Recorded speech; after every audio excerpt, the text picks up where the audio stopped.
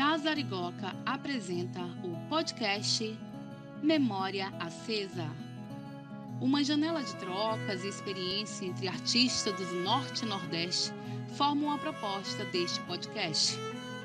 Fortalecer a cena, a memória coletiva e o fluxo de aproximação cultural que experienciam essas vivências.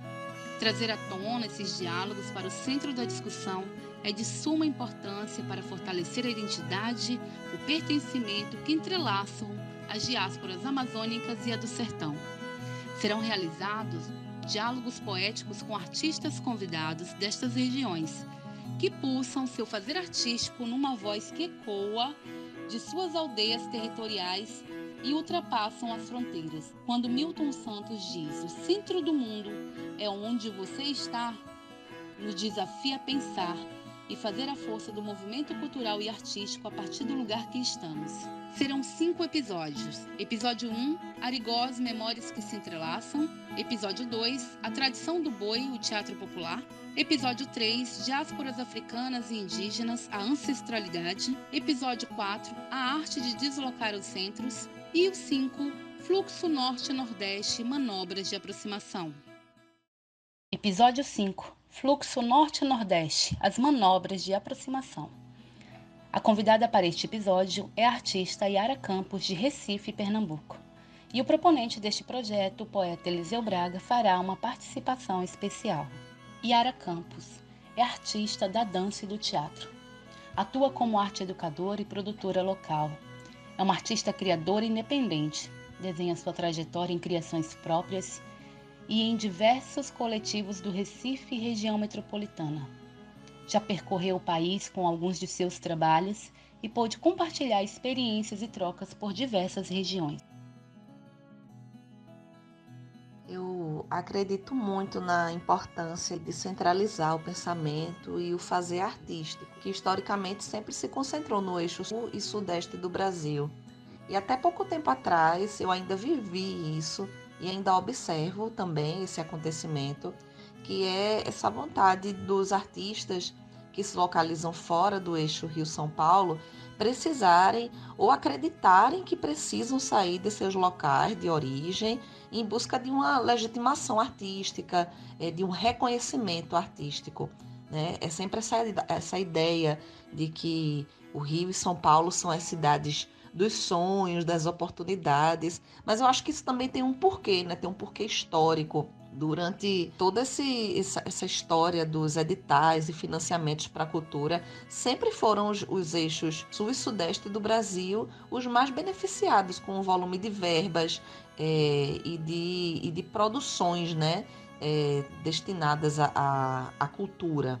Eu acho que com os governos de Lula e Dilma, esse processo ele foi diluído, a gente conseguiu observar uma distribuição um pouco mais justa do dinheiro destinado à cultura. Não era o ideal, claro, né? Porque eu acho que a diversidade cultural que existe nessas duas regiões, no Norte e no Nordeste, merece um olhar muito mais profundo, um olhar muito mais aprofundado e uma justiça maior também na distribuição desses orçamentos para a cultura. Já com o desgoverno de Bolsonaro, a gente viu esse abismo crescer assustadoramente. E eu acho que é aí, sabe, que entra o movimento da soma de forças mesmo e da articulação artística e principalmente política, que eu acredito que a gente precisa estabelecer, né?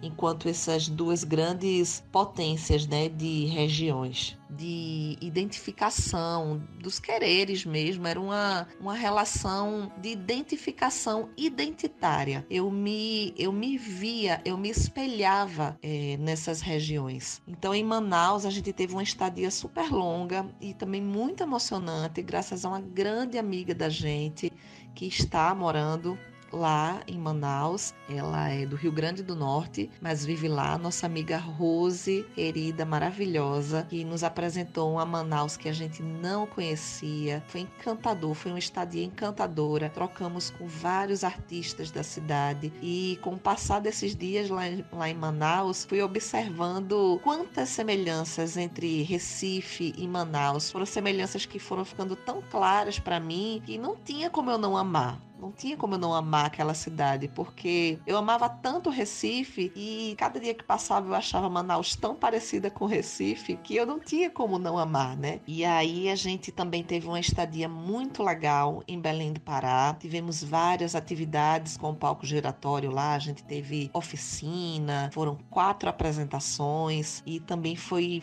muito forte. A gente desbravou a cidade como nunca tinha feito antes, assim, foi muito emocionante. Porto Velho, para mim, foi a melhor de todas as surpresas. A melhor de todas. Eu tinha vindo em 2012, mas numa passagem muito rápida. A gente chegou num dia, apresentou no outro e no dia seguinte fomos embora. Então a gente não teve oportunidade de trocar, de conhecer muitas pessoas, nem de conhecer a cidade a fundo, né? E aqui a gente conseguiu trocar com vários artistas, também artistas que estavam no palco giratório, né, fazendo a circulação, e também artistas da cidade. Foi quando eu conheci a Casa Arigoca e dentro dela um turbilhão de pessoas e artistas incríveis, dispostos a transformar essa política vigente, né, da centralização do pensamento artístico. Foi quando eu conheci o poeta e grande amigo Eliseu Braga, que nos apresentou uma cidade encantada, cheia de força, de história, de beleza, de diversidade e de desigualdades também, claro, né? Para mim é uma honra, um prazer muito grande poder falar sobre isso para artistas de Rondônia e, consequentemente, de todo o Brasil, né? De todo o espaço, já que a gente está aqui na rede e a internet é essa grande malha, né? De conexão de pensamentos também. A internet não é só fake news, não é só bobagem, né? Não é mesmo. É um lugar de potência. E eu acho que a gente precisa cada dia mais fortalecer esse nosso elo, essas nossas pontes, nos fortalecer enquanto agentes políticos de transformação. Eliseu Braga é poeta, ator, produtor cultural e atua como articulador da Casa Arigoca. O artista já rodou por diversos estados e cidades do país, sempre levando a força da sua produção artística à identidade e memória dos povos amazônicos. Arigoca tem esse nome que é a junção de 2 nomes, né? Arigó, que era como chamavam os nordestinos que vieram para cá no ciclo da borracha, e Oca, que vem da casa indígena, do povo indígena. Então logo a casa se torna um projeto que nasce do incômodo de muita gente que eu fui encontrando e fui aprendendo aqui na cidade. Então eu me juntei com alguns artistas daqui, que é o Vandes Leão, a Regina Mourão, o Ricardo Pérez, que foi que deu o nome à casa, inclusive. E a casa surge com essa vontade de criar brechas, de propor manobras que a gente possa cada vez mais nos aproximar dessas memórias, tanto a memória ancestral, da raiz ancestral indígena, como essa memória que flutua, né, por dentro da gente e que é apagada pela memória do poder, muitas vezes. Então, para isso, a gente tem que acender, né, a memória e enxergar, né, a importância da força, da identidade do povo nordestino que chegou aqui no ciclo da borracha e que foi nos seringais formando, né, essa identidade ribeirinha, beiradeira, né, no contato, no conflito com os povos indígenas aqui da região. Eu acho que é muito importante que os fazedores de arte na região norte e nordeste proponham-se, né, a essa aproximação, entendendo que há uma força para nos separar. Então a gente manobra, né, desvia dessa força e acha um outro caminho para essas conexões. Trabalhos incríveis de artistas do norte, da região norte também, porque a gente aqui dentro da região norte é afastada da gente mesmo, nesse quesito, né, onde as coisas estão sempre apontando para um lugar, então a gente acaba ficando um pouco caolho, né, não se olha também. Então, tudo isso, todo esse movimento faz um banzeiro, né? Esse movimento da gente buscar a região do Nordeste, referências da região Nordeste, entendendo que essas referências estão também na gente, faz um outro movimento também, um banzeiro que a gente olhe, né, ao nosso redor, o movimento ao nosso redor, reconheça, né, as jornadas de cada artista do seu lugar. Mas é muito mais diverso, é um universo diverso demais, assim, é muita diversidade, é muita mistura quando a gente olha de perto. Quando a gente olha de longe, a gente vê uma atmosfera, uma campânula, assim, sabe? Como aquilo que o João Cabral de Melo Neto fala no poema Tecendo Amanhã. Eu acho que exemplifica bem isso. Um galo sozinho não tece uma manhã, né?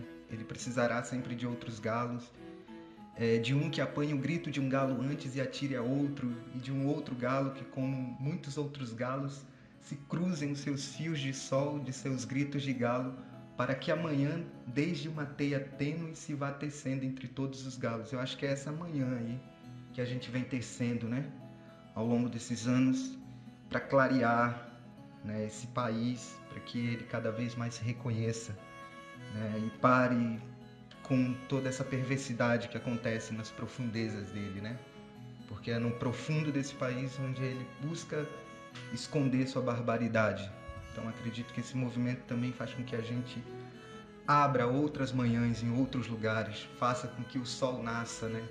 A gente tenha diversos sóis aqui, várias explosões culturais acontecendo, e essas aproximações acho que fazem isso, fortalece cada vez mais isso, fortalece os fazedores e as fazedoras de arte do Norte e as fazedoras e fazedores de arte no Nordeste, né? A gente se aproximar, a gente se potencializa, a gente se fortalece. E este foi o podcast Memória Acesa. Diálogos poéticos estabelecidos a partir da origem desses artistas, fortalecendo a cena cultural pulsante nas regiões Norte e Nordeste. Memória Acesa nasce no coração de um poeta amazônico, Eliseu Braga. Eliseu é o articulador da Casa Arigoca e proponente deste projeto. Projeto aprovado pelo edital 86/2020, Seja o Céu Codec, primeira edição Marechal Rondon, do edital de chamamento público para publicação e difusão de expressões culturais, item 4, produção de conteúdo, podcast, Lei Federal Aldir Blanc.